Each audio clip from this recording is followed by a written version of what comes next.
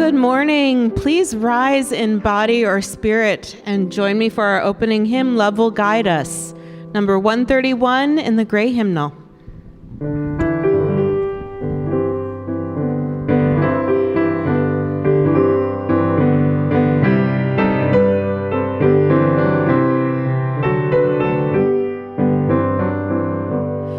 Love will guide us, peace has tried us, hope inside us will lead the way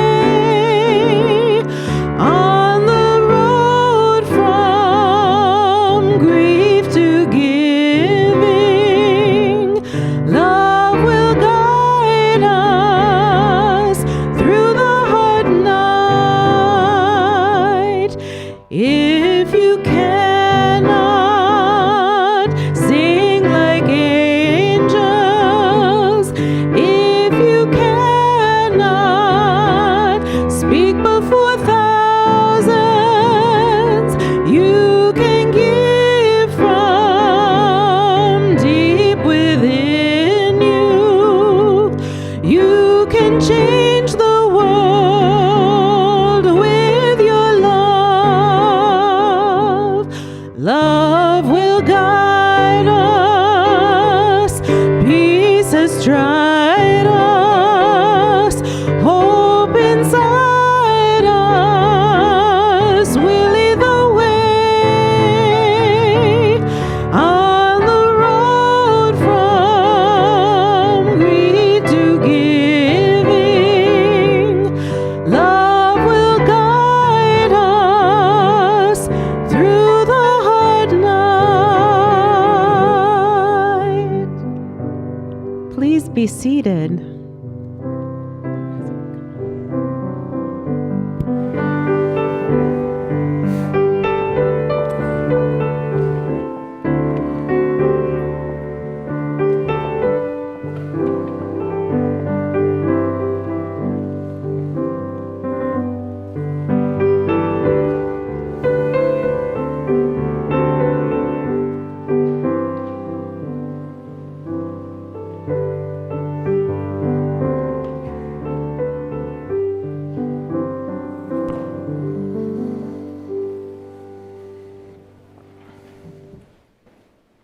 Good morning.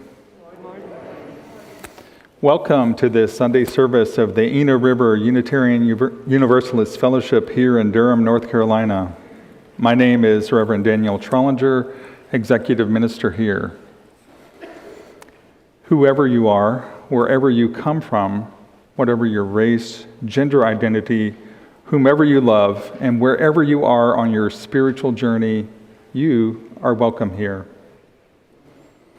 If you are new to this community, especially if you're visiting for the first or second time, we invite you to rise and body your spirit so we may give you a proper ERUF welcome.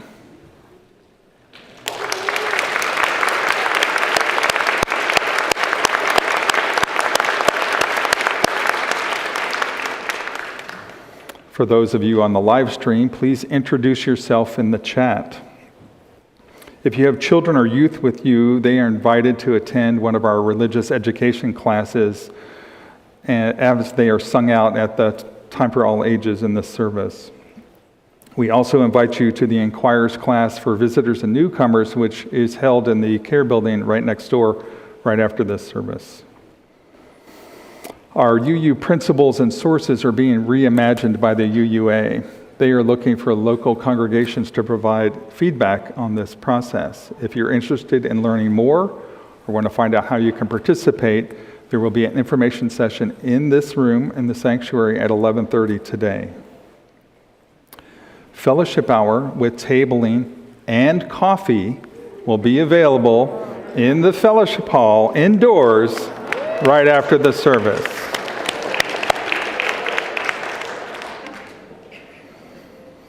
Please see the ERUF website for information about upcoming programs and services. Today's music is provided by the Beloved Community Chorus. Wendy Looker is our cantor. Kate back there is on piano. Michelle Sager and John Fellheim, tech team. Scott Gaskins on sound.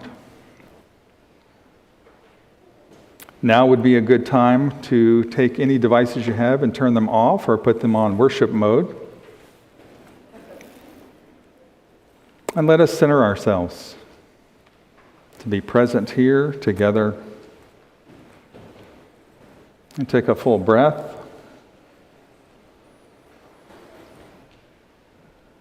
Let us begin worship.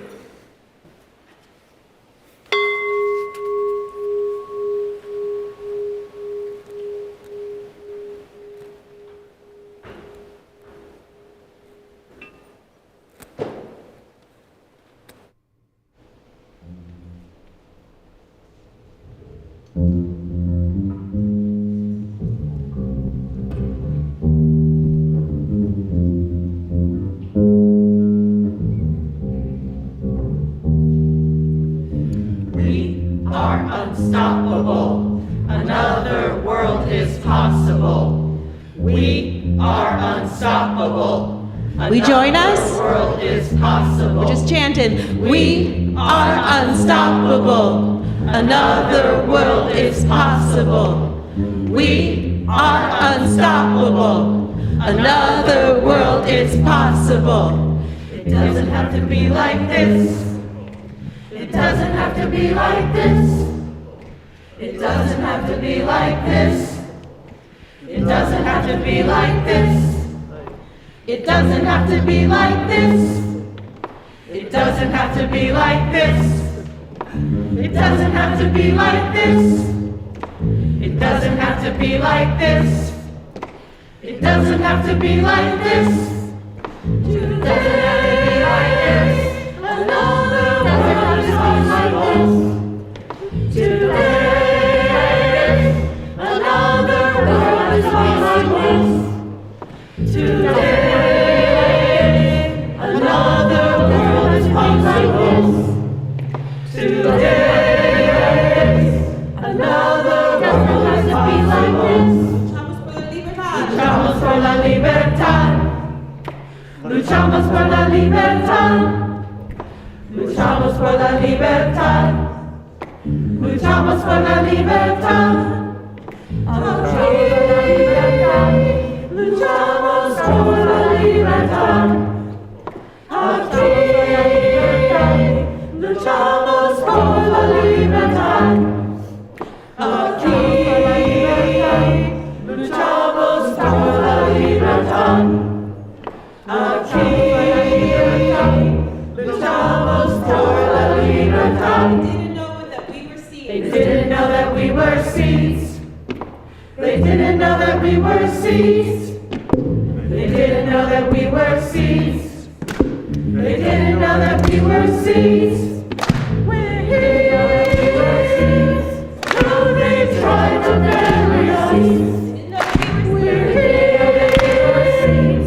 No, they tried to bury us. We're here. Trying to bury us. We're here. Though they tried to bury us. It doesn't have to be like this. It doesn't have to be like this.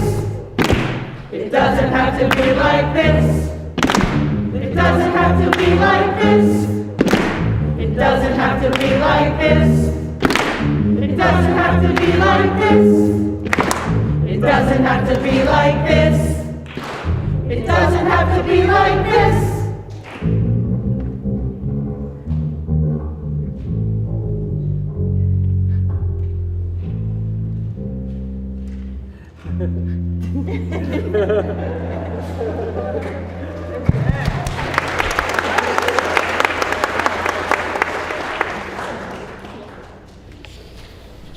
That's what I'm talking about. It doesn't have to be like this. That was great.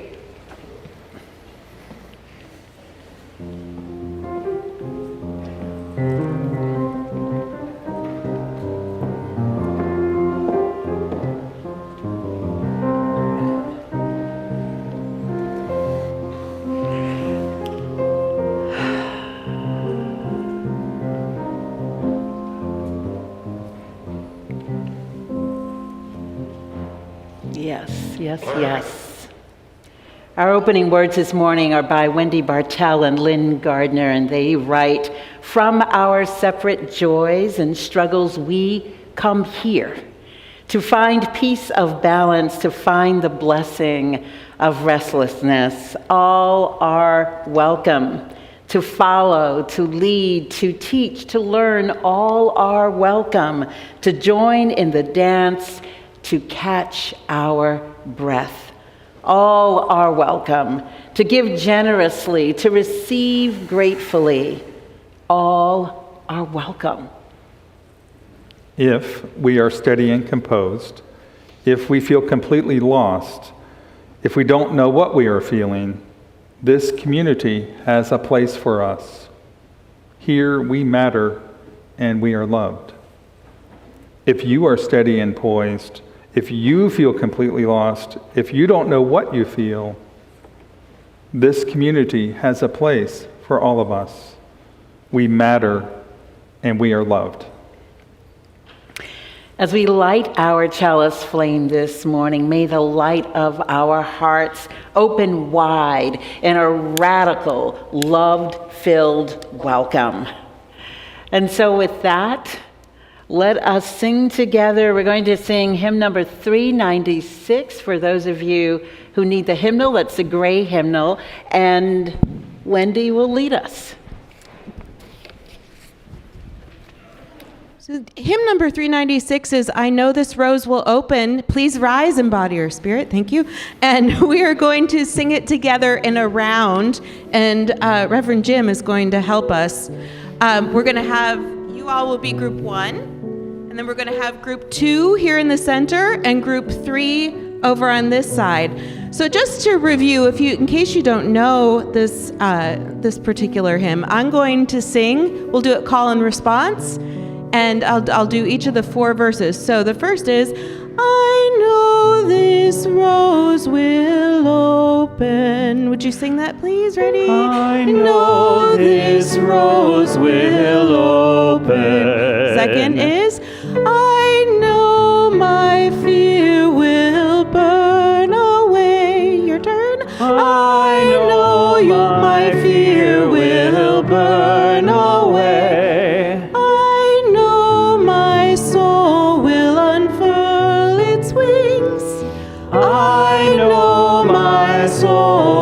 unfurl its wings. And then we close with, "I know this rose will open."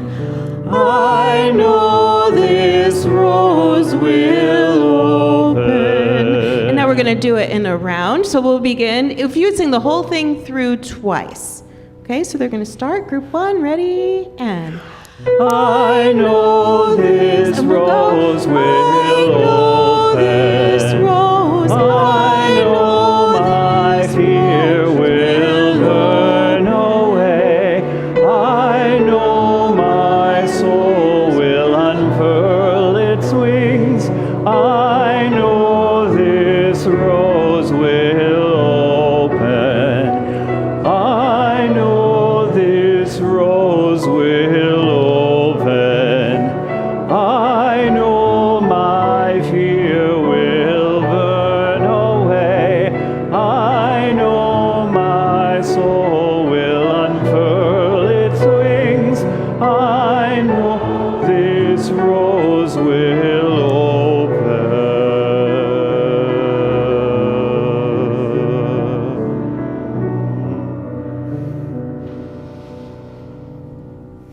Thank you. Will you please turn and greet your neighbor?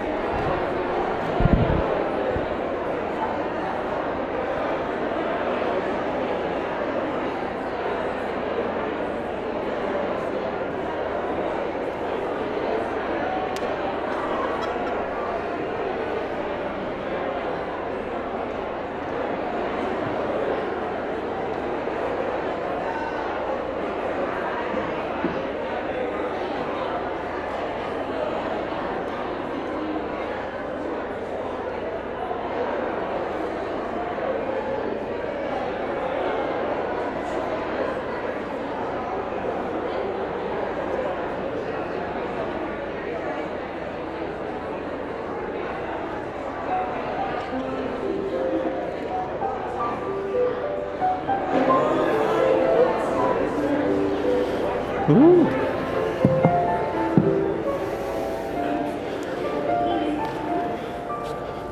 Good morning, all of my lovely, excited, exuberant people of all ages out there in the congregation. Oh, I see some people already heading down. Excellent. Come on down. Come on down. It is our time for all ages. So if you are from the smallest to the mediumest to the largest to the young at heart, we would love to see you down here with us. Come gather with us. Come gather with us. Woo! We got some coats on today. It's a little bit chilly outside, isn't it? We got to that time of year. Oh, I like the little bit of color on that mask. Good choice, good choice. I always like seeing the masks. I'm like, oh, what are the good mask options today? Come on down if you want to. We have a spot for you. We got plenty of spots for you. So we're going to get started today. You have some books too. Fabulous. So our story today, believe me, it ties to the service today in a kind of fantastical way. And it is called The Magical Yet. Does anybody know the word yet? Okay, we know the word yet. Is it usually describing like a pink fluffy thing? No, that's not usually what the word yet means. But in this story, this is what we're calling the magical yet. So we're going to see what happens. There are days when your dreams haven't come true, or you're upset by the things that you can't do. If you've lost or failed or cried just a bit, you're tired of waiting, ready to quit. How many people have felt ready to quit something in their life? Anybody? Some of us down here, yeah, some of us back there, yeah, I see you too, yes, indeed. Indeed. I know that feeling.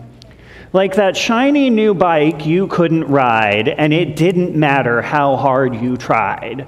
You couldn't pedal, you couldn't steer, and you couldn't get that bike into gear.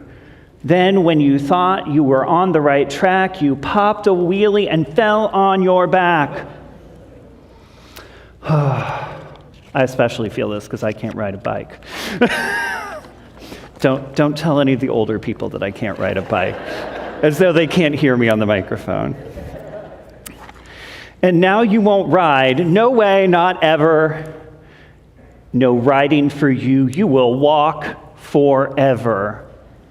What happened to that bike? What was that? It popped? Yeah, does it look kind of bent up and cranky? Indeed it does. Don't give up now. There's a major game changer, a most amazing thought rearranger. Someone to show you how good you can get. Now introducing, any guess what's going to be on the next page? Oh, yep, the magical yet. The magical yet. Some people understand rhyming structure, loving it. Brilliance there, my friend. Any of you who are thinking the magical yet, brilliance. I kind of like it. Of course. It's fiery and pink, of course. It is kind of magical and fantastical. With this yet magic, you can begin to see that you're going beyond where you've been. There are so many things that you've learned to do when you didn't know the yet was with you. Like when you babbled before you could talk, or how you crawled before you could walk. Yet is a dreamer, a schemer, a hoper, a trier, a maker, a doer, a gotta fly higher. This yet finds a way even when you don't, and yet knows you will when you think you won't. Like that shiny new bike that you couldn't ride, like in the beginning. Hop right back on with the yet by your side. Yet doesn't mind warm-ups, fixes, and flops. do-overs, redos, stumbles, and stops, yet doesn't mind these things. It is okay. Yet knows there's mistakes, some big and some small, with yet you're sure to get over them all. How many people have made a mistake? I'd raise both hands if I didn't have a book in the other one. How many people have made a mistake and still managed to do the thing well later? Yeah. Play the kazoo or play the bassoon, jam with the yet, and you'll soon be in tune. Try skateboarding tricks like the ollie heel flip. This yet can get to the championship. Tongue twisters twisted your tongue in a knot, yet says keep trying and practice a lot. Be patient, yet can't do it all overnight. Some things take days, months, or years to get right. It's a long time, but look, over time, it is possible. If anybody paints, you know how long it would take to paint something that big. That would take some work. Yeah? It could take a week, indeed. You know, for me, that would take more than a week. You might be more skilled than I am. I had to try that for like a million times. Not try, you might have to try it 1,000,000 times, indeed.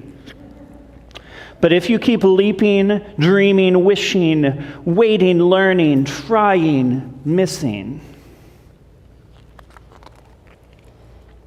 with the yet as your guide along the way, you'll do all the things you can't do today. Now you're bolder, braver, starting to see with yet you can get where you want to be. Oh, you finally did it. He's riding the bike. Yet knew you could. You're not just riding, you're getting quite good, but don't stop now. You've got so much to do. The good news is this yet grows with you. So no matter how big or old you may get, you'll never outgrow, you'll never forget. You can always believe in the magic of yet. Now, is Yet actually a sparkly little sprite who follows us around? No, probably not. I mean, can't say for sure, but probably not. It's kind of something we got to build inside of us. We got to believe we can do a thing. And if we believe we can do the thing, eventually we can get there. Like, it took me like a year to get to ride my bike. Took you a year to get to ride a bike. Apparently, if I want to have my yet for riding a bike, I got to practice more. Maybe a year, maybe more than that. But there's so many things that if we want to see change in the world, we got to believe that yet is inside us before we can do that work to make it different. And on that note, I am going to wish you all a lovely day as you continue, Ari, in the care building. Go now in peace, go now in peace.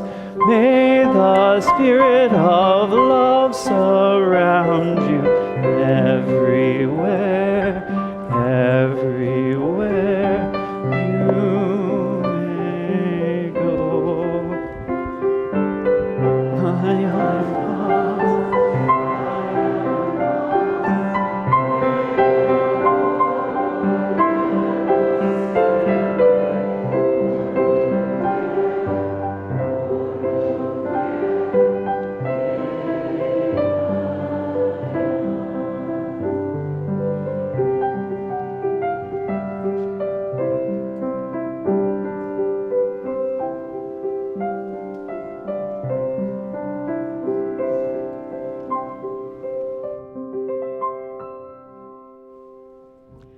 Good morning.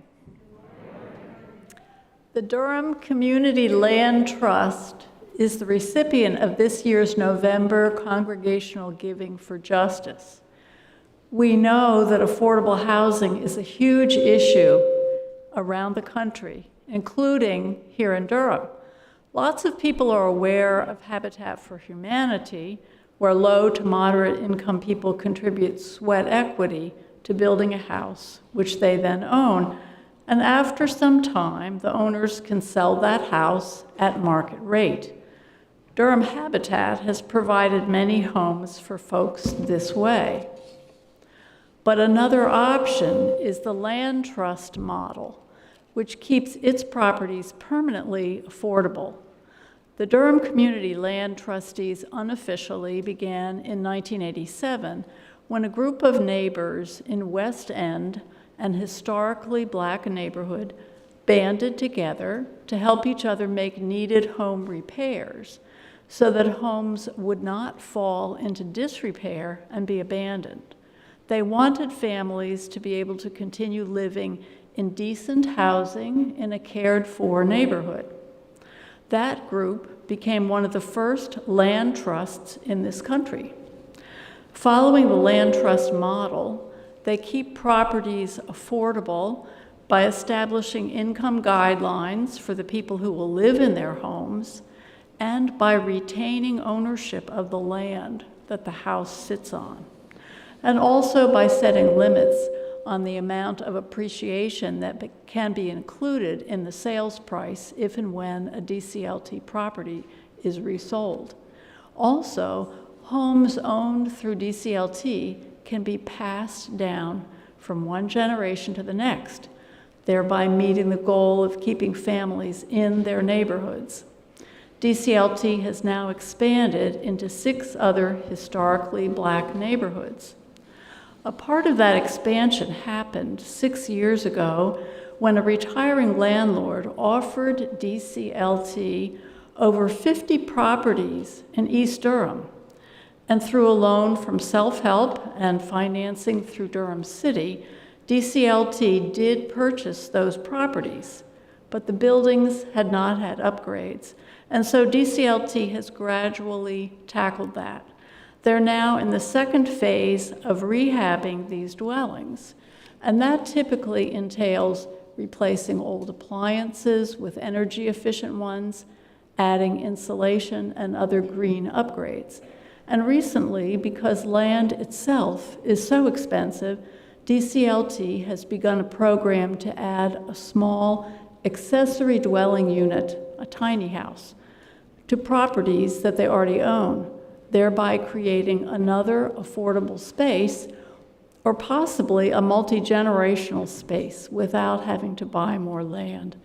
So financial support from ERUF will help DCLT's affordable housing and rehabbing continue. So thank you very much for your generosity.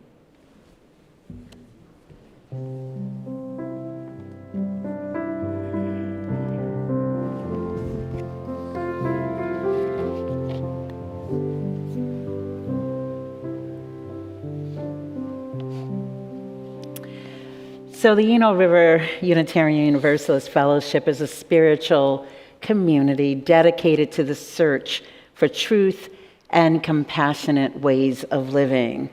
We have no creeds here. We follow many spiritual paths, joining in one faith, Unitarian Universalism, to pursue transformative ways of being and the common good. At certain points in the year, we celebrate the individuals who have made the decision to join ERUF and become members of this fellowship. For some people, this is an easy decision to make, and for some, it's the first time in their life that they have ever made a commitment to be part of a community such as this one. And so at this time, I invite Alice Alexander, ERUF's Director of Membership Development, and Flynn McSherry, who is Chair of the Membership Team, to join me as we recognize our new members today, and Simon, if you too, who is also part of the membership team. Alice will read the names of our new members now, and though not all were able to be here today, we invite those who are here to please come forward and stand here as Alice reads your names. This is a proud moment. Beth Andrzejczyk, Ra Bickley, Elizabeth Cook, Bill Coyle, and Debbie Kennedy, Amy Duggar Webster, and Lauren Webster, Daryl Luke Holland, Vance Hunter, Theo Lucas, Brian Montesey Wood, and Johan Montesey Wood, Aria Wilson, Lucius Wilson, and David Yeomans.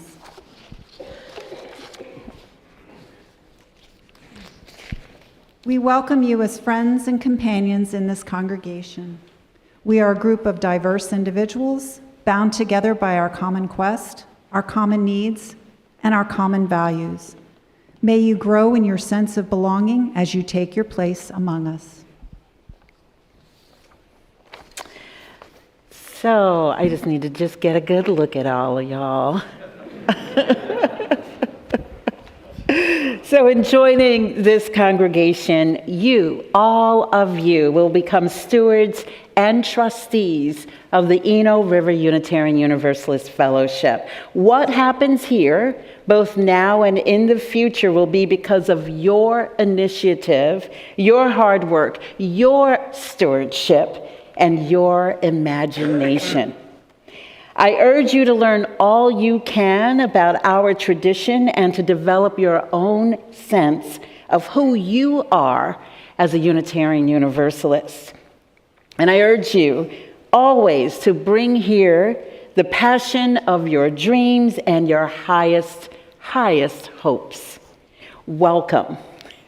And so let us affirm the bond of community that we covenant to make with one another. Would everyone in the congregation please rise in body or spirit as you are able? So Flynn will lead our new members. If you can just open up just a little bit so we can see Flynn.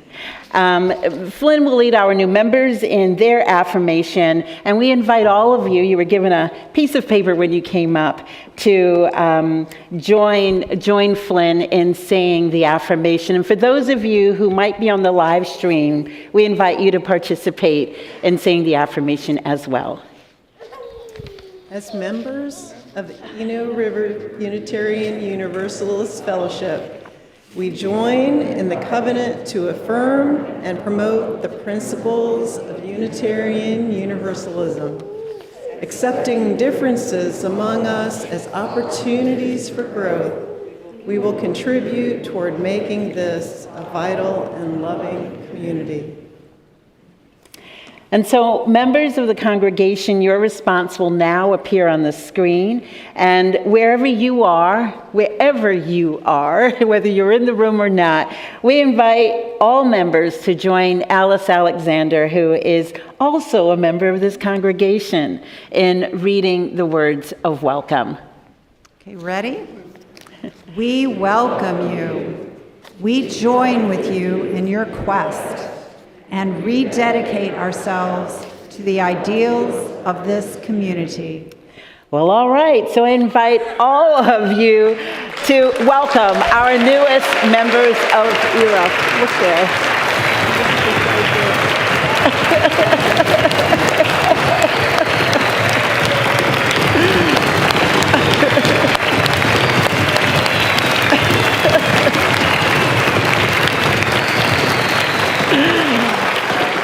Well, all right. So, new members, as you return to your seats, Wendy Looker will lead us all in a congregational hymn welcoming you. And welcome once again. Please join us for 407 in the gray hymnal. We're going to sit at the welcome table.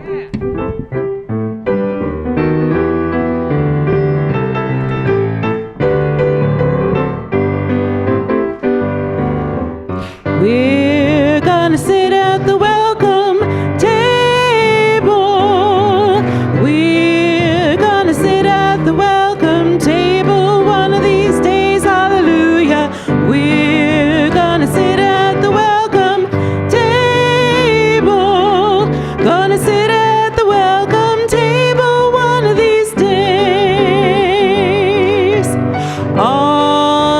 of people around that table. All kinds of people around that table. One of these days, hallelujah. All kinds of people around that table.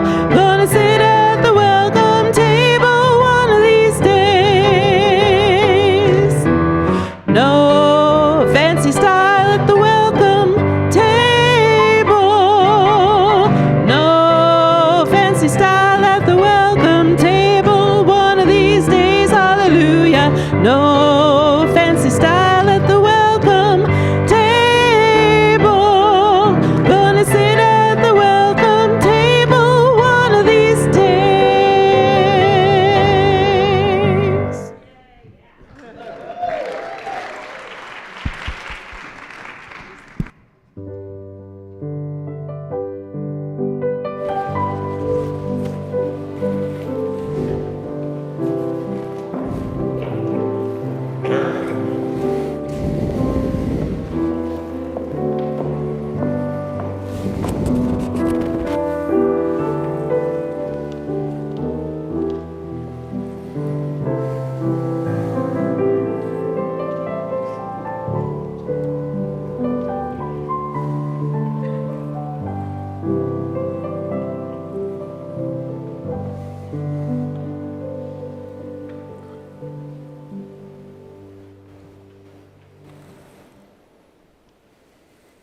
Please join me now in a spirit of meditation and prayer.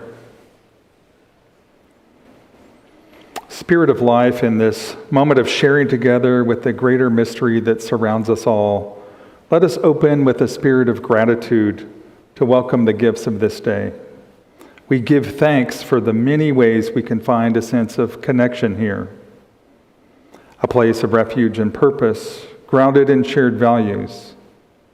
A place that calls us to action to engage the work of justice. A place where we radiate joy, love, and generosity. A place we call Eruff. As a people who care for one another, we lift up our joys and concerns.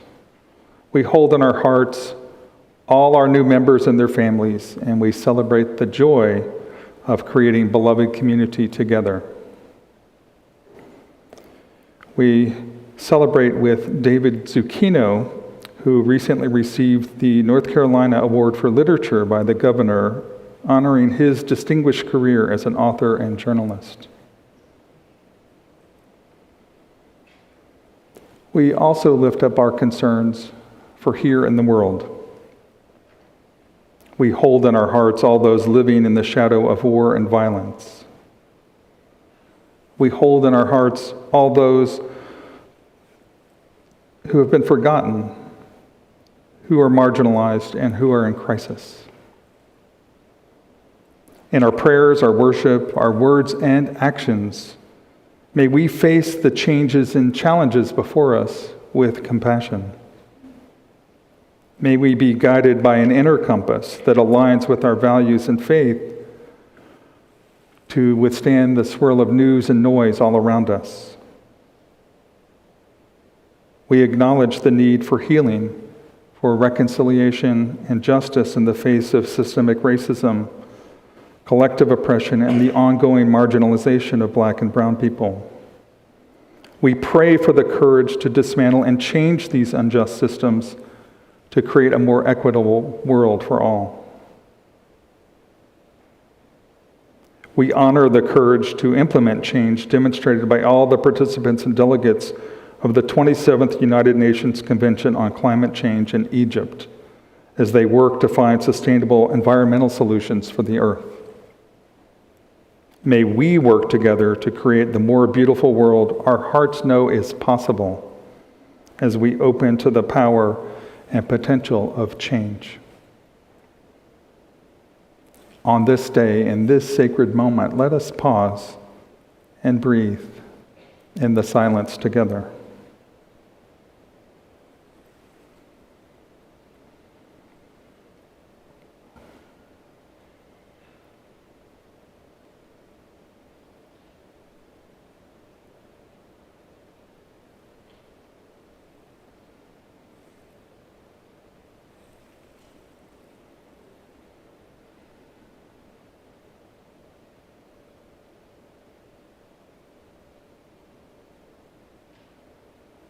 and so it is. Amen, Ashe, and blessed be. Before we sing, I just wanted to say a word. One of the very special things about singing in a choir is the opportunity that we have to explore other languages and build cultural awareness through the different songs that we sing. Sometimes we sing in Spanish, Swahili, etc., etc. Through the song we're going to sing right now, we were able to explore American Sign Language, or ASL, as a way to amplify the meaning of this text. And thanks to Rigel and Jen for their skills in ASL. We hope you enjoy this song.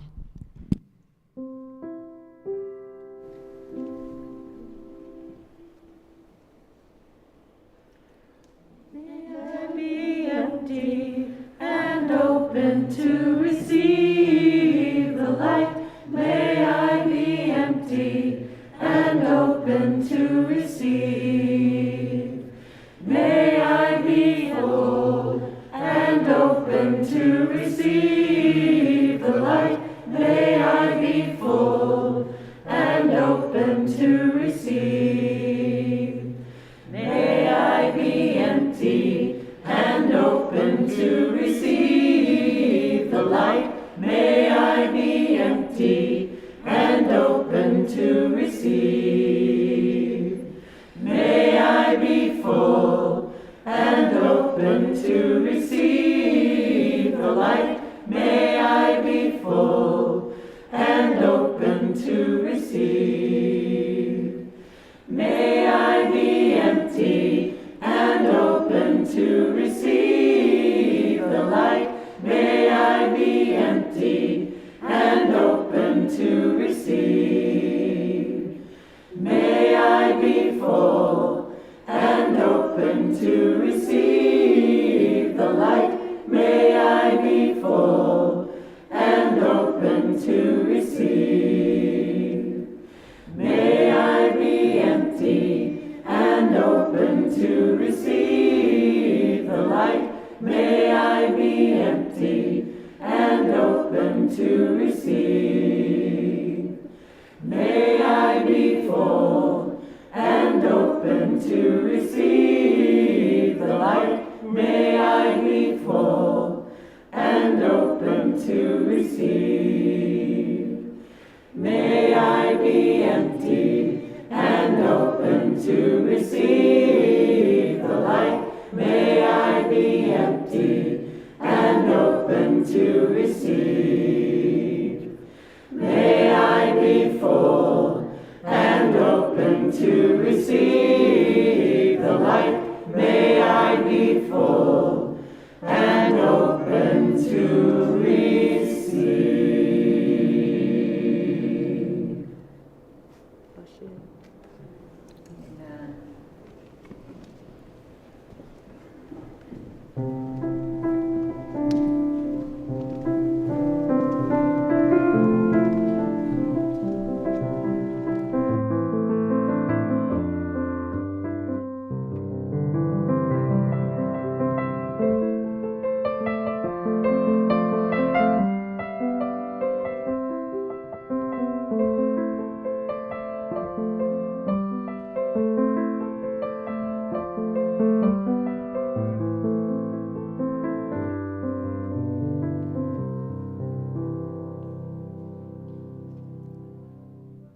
Today's reading is from Emergent Strategy, Shaping Change, Changing Worlds by Adrienne Marie Brown.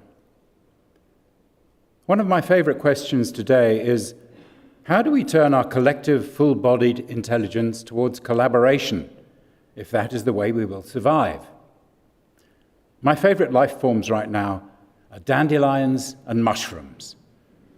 The resilience in these structures, which we think of as weeds and fungi, I love to see the way mushrooms can take substances we think of as toxic and process them as food, or that dandelions spread not only themselves, but their community structure, manifesting their essential qualities, which include healing and detoxifying the human body, to proliferate and thrive in a new environment. The resilience of these life forms is that they evolve while maintaining core practices that ensure their survival. A mushroom is a toxin transformer. A dandelion is a community of healers waiting to spread. What are we as humans? What is our function in the universe? One thing I have observed, when we're engaged in acts of love, we humans are at our best and most resilient. The love in romance that makes us want to be better people. The love of children that makes us change our whole lives to meet their needs. The love of family that makes us drop everything to take care of them. The love of community that makes us work tirelessly with broken hearts. Perhaps humans' core function is love. If love were the central practice of a new generation of organizers and spiritual leaders, it would have a massive impact on what was considered organizing.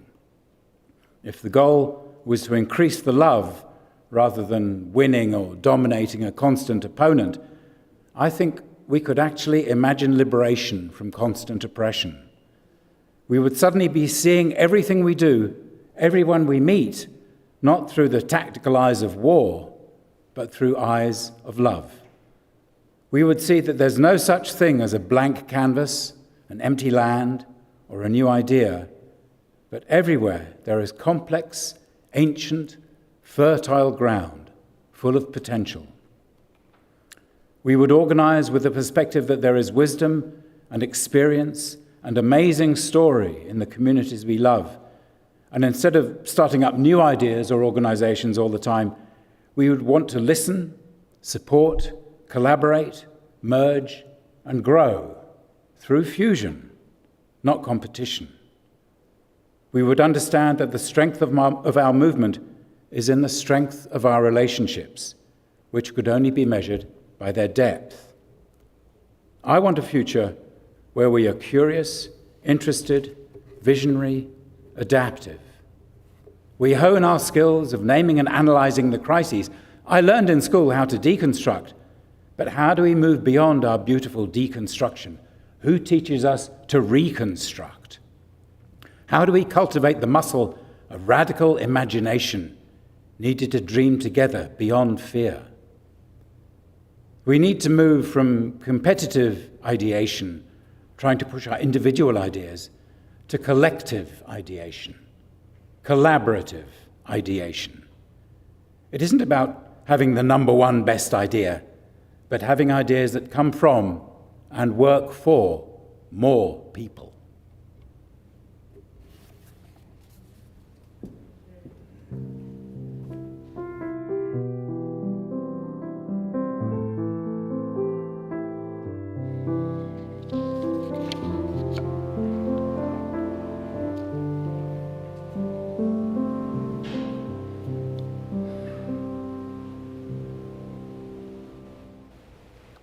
The strength of our movement is in the strength of our relationships, which could only be measured by their depth. What a powerful thing for us all to consider as we welcome new members into this community. The circle of beloved community is changed as we widen it with intention so that others might enter. And our circle is also changed when people depart from it. We become strong in community as we strengthen our bonds and deepen in our relationships. So older members, and those of you who have been here for a long or even for a little while now, let us go beyond this ritual of welcome to building bonds of relationship with these new folks who have declared their desire to commit to and be in covenant with this community. And new members, I encourage you to be brave. It is no small thing to attempt to find one's way among all the people in a new community, especially a community as large as this one. But I invite you to begin creating your own bonds. And you need only begin with one person or with one small group of people. There is always so much rich activity going on here at ERUF. Find the one that speaks to your heart and join in. The mystic Howard Thurman once said, "Ask yourself what makes you come alive, and go do that. Because what the world needs is people who have come alive." And this is what ERUF needs as well, people who bring their alive and wakened hearts here and allow us to be changed by you as we build and deepen in relationship. So this month we have been exploring change and transition and how it has impacted and is still impacting our singular lives. And then how this season of change here at ERUF and in our Greater Unitarian Universalist denomination is also impacting us. Today, we widen our circle of vision to consider change in the larger world. But this time, we're going to flip it a bit. Rather than simply exploring how we are handling change, responding to it, the invitation today is to consider how we ourselves might be the creators of change, the source of change, rather than merely reacting to it. There is a wonderful yet curious song sung by blues singers Taj Mahal and Kebmo called "Waiting on the World to Change," which was written by John Mayer. The song is curious to me because though I like the music and I love the way Taj Mahal and Kebmo's voices sound, the song speaks to a sense of passivity and helplessness that I find difficult to embrace. As I grew into life and understanding, participating in my very first protest with my mother at age 5, it was not long before I developed a clear sense that waiting on the world to change was not a viable option for me. If I wanted things to be different, I had to be a part of things changing. Very real and basic needs were on the line. My life and the lives of just about everyone in my small child world was on the line. And decades later, lives continue to be on the line. Lives that are living and lives that are unfortunately lost. Today is Transgender Day of Remembrance, and at this time, I invite us all to acknowledge transgender and gender diverse people whose lives were lost this past year in pervasive and persistent acts of violence and hate that impact the trans and even the LGBTQ community overall, as we saw last night in Colorado. And so I invite Jim up at this time.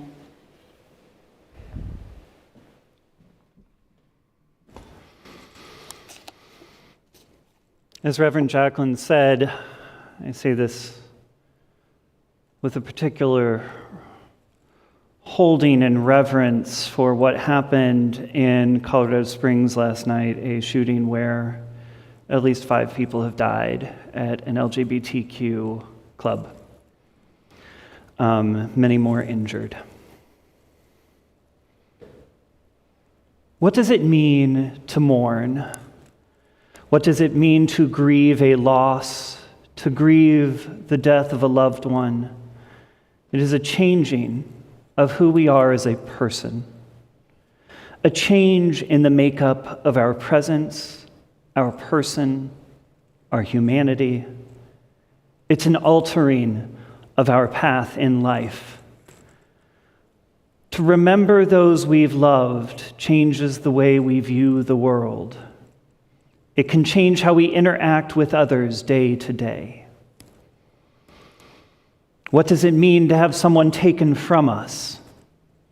someone we care for deeply is removed from our life, there is shock, there is trauma, often mixed up with our mourning and our grief. And from those who are taken from us because of their identity, especially when we share an identity with them, the devastation can be deep. It can create deep trenches of pain that for some they sink into, and for others they pave over again and again and again until the surface cannot be penetrated by any word or emotion. I want to remind us today, as those of us assembled in this room and in virtual spaces, that we are in many different places in our reactions, our responses, our grief today on Transgender Day of Remembrance. And that makes sense. For those of us, among us who are cisgender, I want to remind us, even in our grief, to be ready to provide support for our trans sisters, brothers, and siblings, should they need us in this time of holding those who have been taken from us by outward hate, and indeed those taken from us by the hate and harm they may have internalized themselves. All of those beloveds taken from us. And for our trans sisters and brothers and siblings among us, I encourage you to do whatever you need to today. Whatever you need to today. But know that the grief and trauma that may bubble up on this day and other days makes sense. It is valid and real. And you deserve love through that as a human in our midst. In holding all this grief on this day, I want to offer a holy word, a prayer from my friend, Reverend Elena Vera, BIPOC trans woman minister, activist, and theologian. A holy word and prayer for all of us, and most specifically for our trans and queer siblings. This relentless wave of hate and cruelty is meant to terrorize us, break us, leave us so mired in fear and despair that we don't fight back. I know some days it's worked on me. What I know, it's genuinely terrifying and crushing, and it's worth feeling that. What I know, we can't rely on the people in power to save us, and waiting for them to do so won't work. What I know is this won't stop until we stop it. And that means much more than votes and marches. What I know is we will be offered constant temptation to abandon and betray each other for a little safety or security or comfort. And that will always, always, always be a trap. What I know is every one of us, every one of you, each and every one of us is needed if we want justice and hope for a decent future. What I know is you're worth saving. You're worth fighting for. You're worth caring for. And if that's true, I must be too. And the only way we remember is by acting like it together. May those who seek to devour us fall in their actions and choke upon their hateful words. May we be sufficient for the tasks before us. May we hold together. Amen, and blessed be.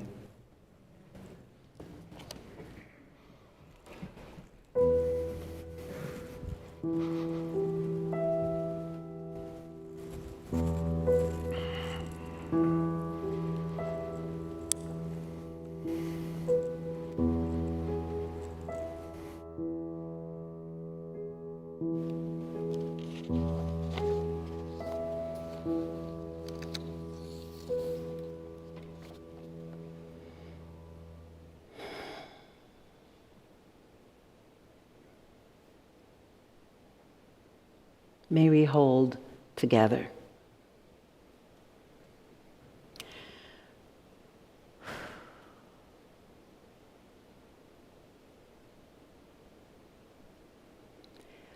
When I was a child, I had a sense that I was to change, or at least help to change the world.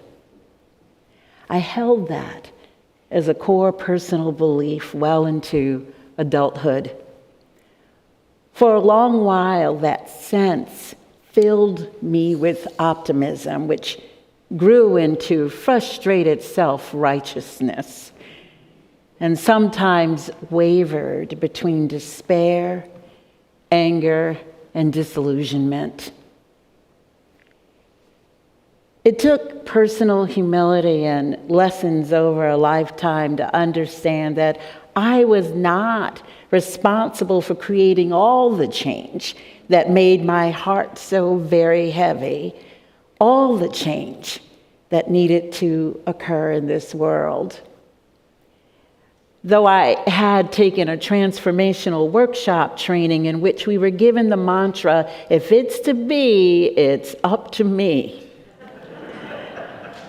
which was quite self-empowering, yet also overwhelming for someone like me who has a tendency to take such things quite literally, out of a very real understanding that lives are on the line, including my own. And so giving up or giving in is not an option. I know that over the past several years, especially, more and more of us are arriving at that understanding that passively waiting on the world to change is not an option. We can each be a source of change in the work that has been set before us, in the pieces and parts that are ours to hold. It is through our diverse small acts of holding and doing what is ours to do that the world will indeed change. And I know that many of us here are working quite diligently at the work that has been set before you. The question is, how do we sustain it? Because it is exhausting and can be disheartening and disillusioning and frustrating and anger-inducing. Mahatma Gandhi is most often credited with having said, "Be the change you wish to see in the world," though he actually did not say this at all. Aha! What he did say was, "We but mirror the world. All the tendencies present in the outer world are to be found in the world of our body. If we could change ourselves, the tendencies in the world would also change." Gandhi said, "As a man changes his own nature, so does the attitude of the world change towards him." Or, I will say, as a person changes their own nature, so does the attitude of the world change towards them. This, said Gandhi, is the divine mystery supreme. A wonderful thing it is, and the source of our happiness. We need not wait to see what others do. Isn't that interesting? Context is everything, is it not? Even though Gandhi did not say the very much abridged, "Be the change you wish to see in the world," he was also clearly not saying that we need to sit, waiting on the world to change. It was not the way of his very own life. Instead, the work that is most clearly ours and the way that most powerfully creates sustainable change is even more difficult than that. It is the work of addressing ourselves first. In a similar way, the activist Grace Lee Boggs said, "Transform yourself to transform the world." She shared this conviction well into her late 90s as she imparted her life's wisdom upon folks such as writer and activist Adrienne Marie Brown, who explains that by her statement, Boggs didn't mean we should get lost in the self, but that we should see our own lives and work and relationships as a front line, a first place we can practice justice, liberation, and alignment with each other and the planet. And though Gandhi did not actually say, "Be the change you wish to see in the world," what I love about this popularized expression of what he meant is that it doesn't focus on doing the change you wish to see, but on being it, which is what Grace Lee Boggs was talking about. Our lives become a front line by who and how we're being, by living and being our values. Embodying and being change means here is what I stand for, and it shows up in my life even if no one else is around, even if no one else is looking. Doing is the easy part. The work of being calls us to consider our depths, who and what we're really about with ourselves and with others. Gandhi and Boggs are both saying that the world becomes changed when you and I are changed in it. And equally important, what does being a source for transformative change in the world uniquely require of us in covenantal, beloved community? An answer can be found in how we began our day today by widening our circle and choosing to be in relationship with others, welcoming folks in, because it is difficult to be a source of change when we are not in relationship with others and with this planet. It is easy to imagine what people might need as a result of our observations, our expertise, or our understanding of things.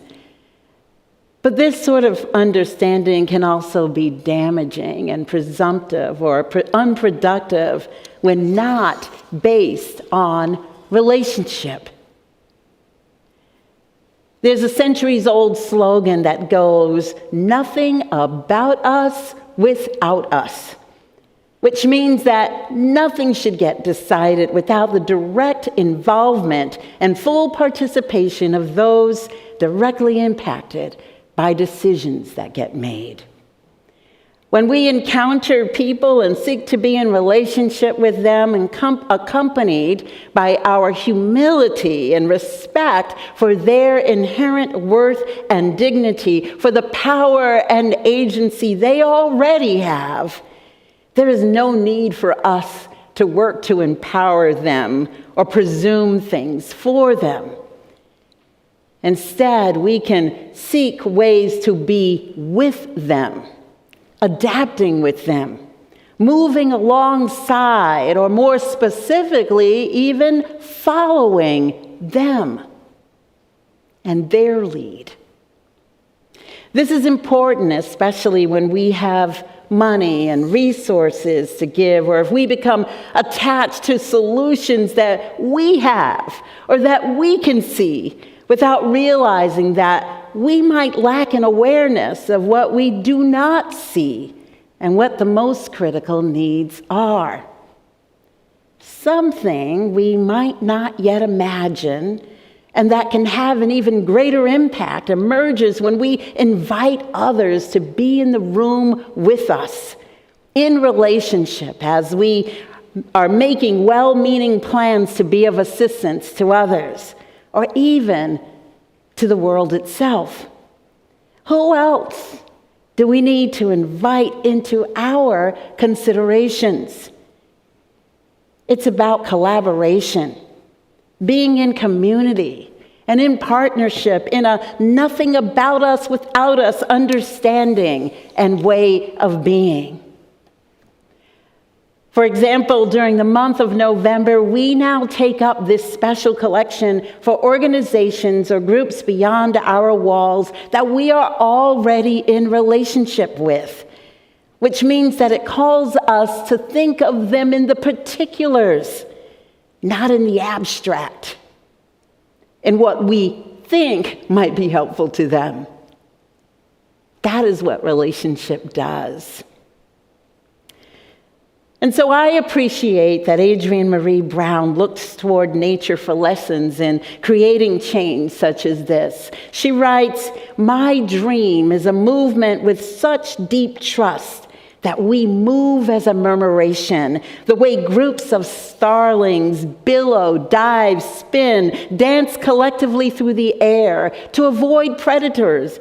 And it also seems to pass time in the most beautiful way possible. When fish move in this way, they are shoaling. When bees and other insects move in this way, they are swarming.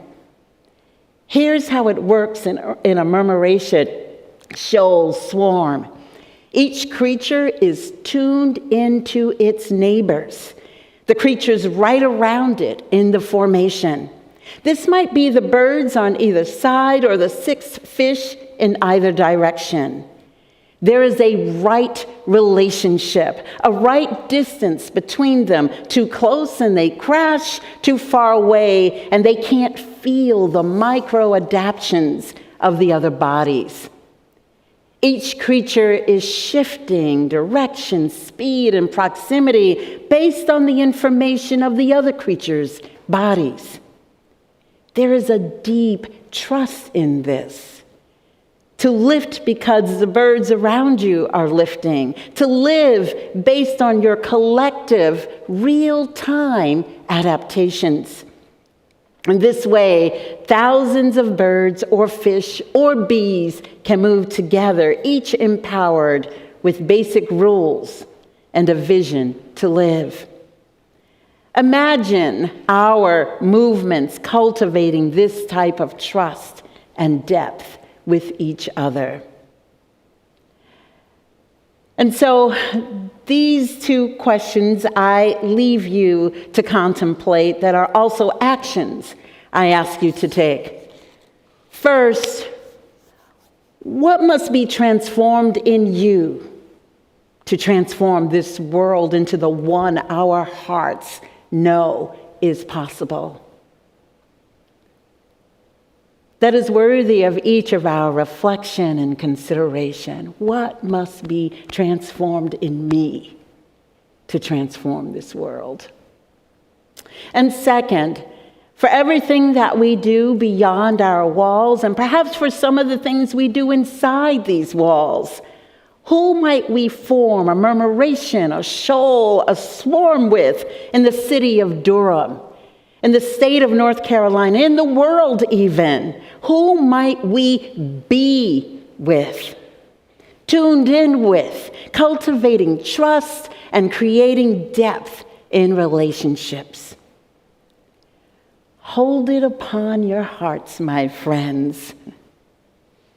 Amen, Ashe, and may it be so.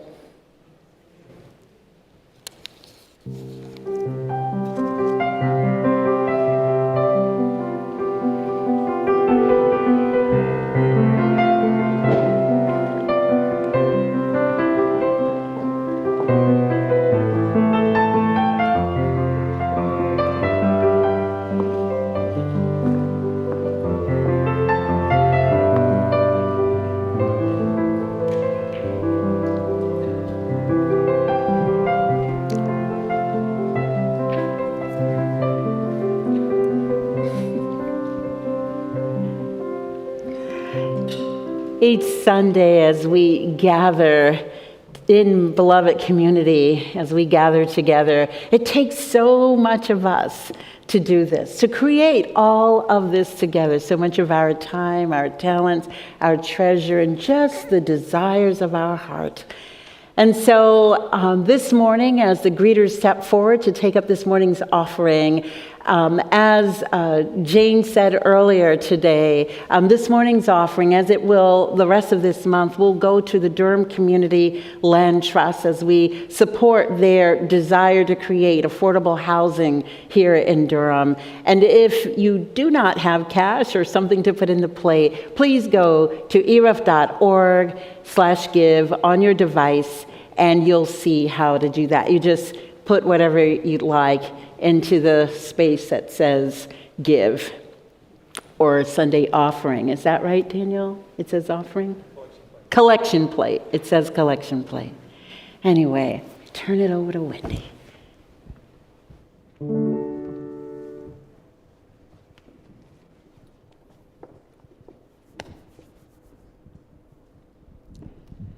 This joy that I have, the world didn't give it to me. No, no, this joy that I have, the world didn't give it to me. This joy that I have, the world didn't give it to me. The world didn't give it, the world can't take it away. This pride that I have, oh, the world didn't give it to me. Oh, this pride that I have, the world didn't give it to me. Don't you know this pride that I have, the world didn't give it to me. The world didn't give it, the world can't take it away. This strength that I have, the world didn't give it to me. No, no, this strength that I have, the world didn't give it to me. Don't you know this strength that I have, the world didn't give it to me. The world didn't give it, the world can't take it away. This joy, this love that I have, oh, the world didn't give it to me. I'm telling you that this love that I have, the world didn't give it to me. This love that I have, the world didn't give it to me. The world didn't give it, the world can't take it away. This joy that I have, oh, the world didn't give it to me. I'm telling you that this joy that I have, the world didn't give it. No, no, no. Oh, this joy that I have, the world didn't give it to me. The world didn't give it. The world can't take it away. Can we do a little piece? This piece that I have. This piece that I have. The world didn't give it to me. No, no. This piece that I have, the world didn't give it to me. You know that this piece that I have, the world didn't give it to me. The world didn't give it, the world can't take it away. One more time for the joy, for the joy, for this joy that I have. The world didn't give it to me. Oh no, this joy that I have, the world didn't give it to me. This joy that I have, the world didn't give it to me. The world didn't give it, the world can't take it away.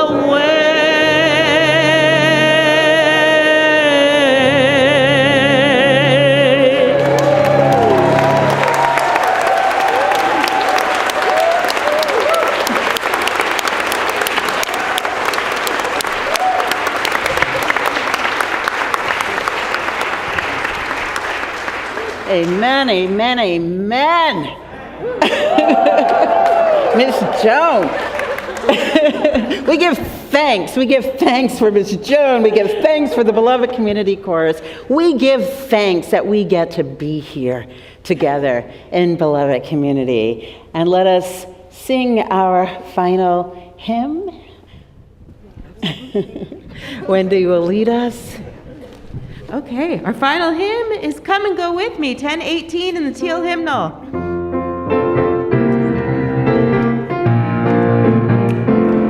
Come and go with me to that land. Come and go with me to that land.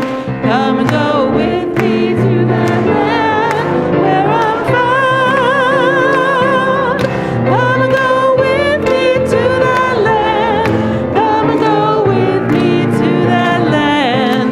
Come and go with me to that land where I'm bound. There'll be freedom in that land. There'll be freedom in that land. There'll be freedom in that land where I'm bound, where I'm bound. There'll be freedom in that land. There'll be freedom in that land. There'll be freedom in that land where I'm bound. There'll be justice in that land. There'll be justice in that land. There'll be justice in that land where I'm bound, where I'm bound. There'll be justice in that land. There'll be justice in that land. There'll be justice in that land where I'm bound. There'll be singing in that land. There'll be singing in that land. There'll be singing in that land where I'm bound, where I'm bound. There'll be singing in that land. There'll be singing in that land. There'll be singing in that land where I'm bound. Amen. This morning's closing words are by Margaret Wheatley, who writes, "Throughout human existence, there have always been people willing to step forward, to struggle valiantly in the hope that they might reverse the downward course of events. Some succeeded, some did not. As we face our own time, it's good to remember that we're only the most recent humans who have struggled to change things. This is how the world always changes. Everyday people, not waiting for someone else to fix things or to come to their rescue, but simply stepping forward, working together, figuring out how to make things just a little bit better. Now it's our turn. Go in peace, my friends. Go in love, and let's change the world."